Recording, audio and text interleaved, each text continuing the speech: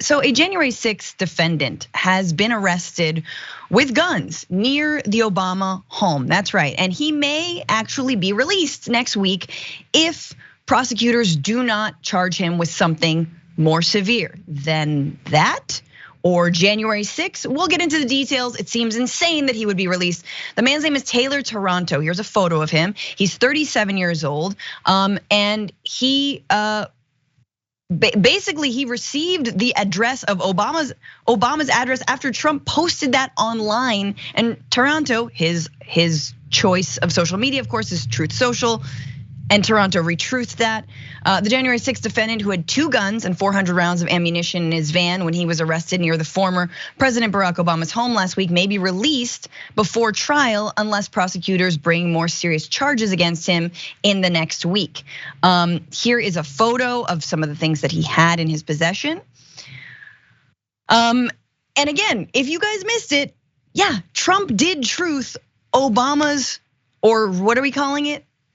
Rebleeded or bleeded Obama's address just a few days ago. It is like blurred out there, but in red. And then Taranto retruthed it or rebleeded it and said, "Got them surrounded." That's what he posted. And this is like part of Taranto's history, and we'll talk about that. Actually, this is not the first time he's threatened an official or a former official, in Obama's case, of course.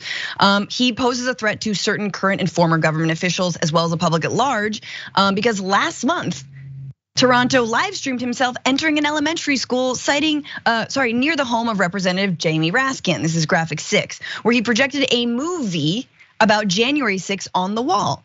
In the video cited by prosecutors, Taranto said multiple times that he knew Raskin lived nearby, adding, "I didn't tell anyone where he lives because I want to do it all by myself." So now I want everyone to know that Taranto is also a couple more things to know about him. He has not been held for his role in January 6th yet. He is currently being held now for the threats posed against former President Barack Obama, but he may again be released. He is also being charged in terms of January 6th. He is being sued actually by the wife of one of the Capitol police officers, a man who committed suicide. I believe his name is Jeffrey Smith. He committed suicide, right?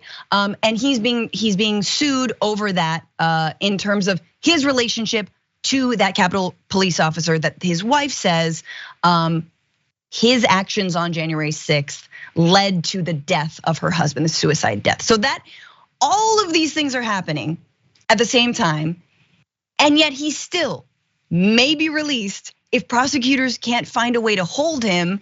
And again, clearly you see the threats there posed to the public at large, but he might actually be released despite all of this. I like, my mind is spinning on this, and the fact that Brett, and I wanted to kick it to you, another piece of this that we know is that he's been waiting to be arrested. He has live streamed himself regularly. This is not just in Jamie Raskin's kids' elementary school, or an elementary school near his house, unconfirmed whether his kids actually attend that school. He's live streaming himself outside the Capitol going, "I'm waiting, I'm here, I'm free." There are straight up photos of this dude on Jan 6 in the Capitol. It's like, does he know he's radicalized, or is he like feeling like he's doing something righteous that any reasonable person would do? Special shout out for graphic 2, like this weird urinal selfie that like I'm always afraid when I'm looking at my phone while I'm peeing that I'm accidentally taking with my phone, as it's just like looking up at him as he's just kind of sitting there like staring down, being like, what have I done with my life? Who knows if he's totally like urinating on the Capitol steps.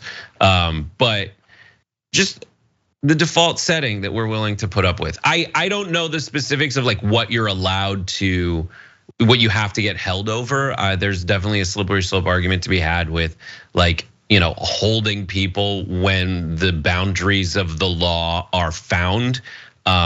That's more for me like a change the law kind of thing. But definitely this doesn't pass the sniff test where the guy is very obviously standing there going like, here is my act, here is my intent, here is how it clashes with the law. And for all the people who say that the law isn't that they're the party of law and order, you would assume that if they did this to anyone who wasn't Obama and wasn't Jamie Raskin, well then obviously they'd want them locked up and you throw away the key. It's just that this guy happened to have like really cool guns in the back of his car. That is the issue. I mean, yeah, and the fact that, and we'll get to it later, stalkers are being given a pass by the Supreme Court. But here we have an issue of a stalker, but yeah, he targeted Jamie Raskin before. Let's go to graphic 8. So in the days prior to targeting Barack Obama and prior to his arrest, he had broadcast threats to blow up the National Institute of Standards and Technology, warned Speaker Kevin McCarthy that he, quote, can't stop what's coming. And as we mentioned, entered this elementary school near the Maryland home of Representative Jamie Raskin while live streaming apparent threats to that Democratic congressman. But it was only because Obama has a lot of Secret Service, their antennas actually went up in earnest. So on 7, he says it was only after he entered Obama's Secret Service, this is according to Politico, protected neighborhood, that officials were able to track his movements closely.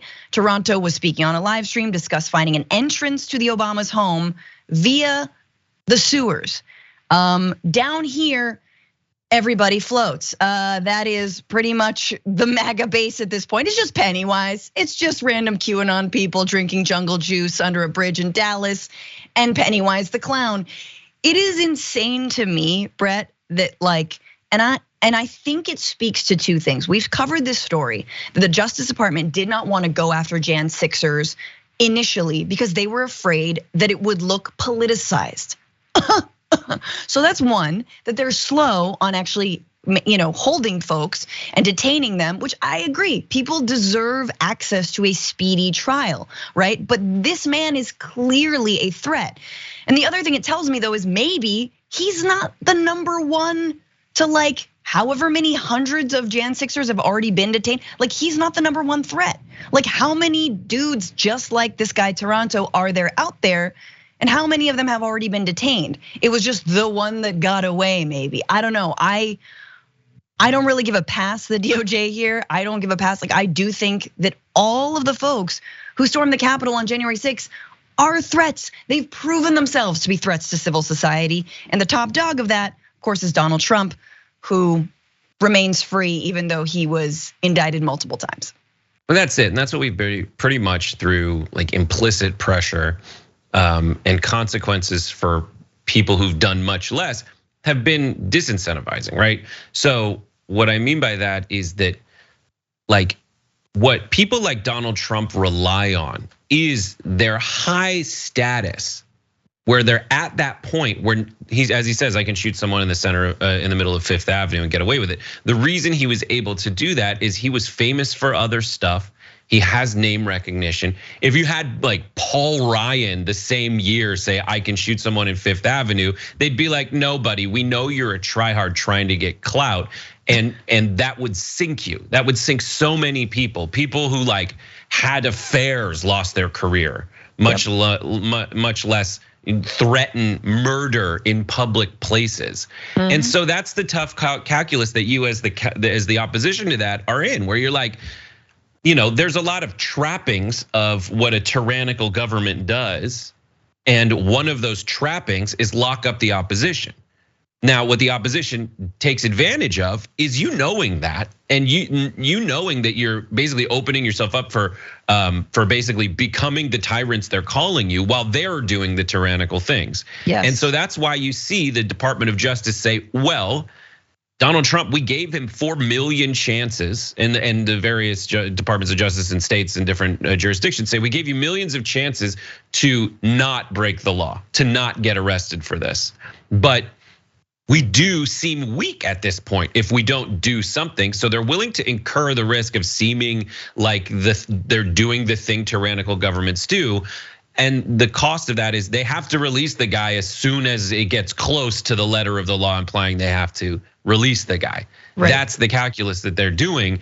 And unfortunately that does to the average observer who's like, this guy has a bunch of guns outside Obama's house. He's menacing the children of Jamie Raskin. If you don't do something, you're weak. So now everybody is calling essentially the good guys in this story weak bad guys. And it's a tough spot to be in, but this is kind of like what the mature, responsible people have to do, I think. I just don't know how else to do it. Yeah, it's just still wild to me how unequal justice is applied in this country. And Jan Sixers have revealed all of that just on one day. In the 4 hours they turned the Capitol into their little playground, and a lot of them are still free.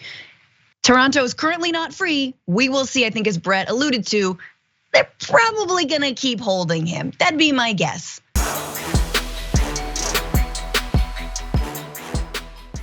Check out the Damage Report podcast each day, wherever you get your podcasts, whether Pocket Casts or Stitcher or iTunes.